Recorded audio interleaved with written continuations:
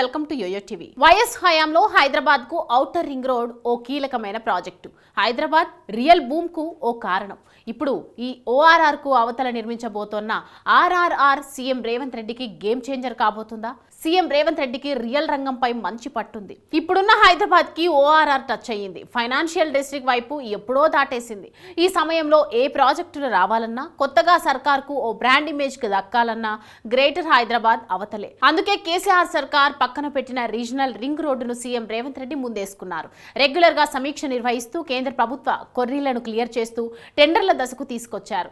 ఎట్టి పరిస్థితుల్లోనూ 3 సంవత్సరాల్లో పూర్తి చేయాలని లక్ష్యంగా పెట్టుకుని ఇక నుండి సీఎంఓలో ఓ అధికారికి వారం డెవలప్మెంట్ రివ్యూ చేసే అధికారాన్ని ఇచ్చారు.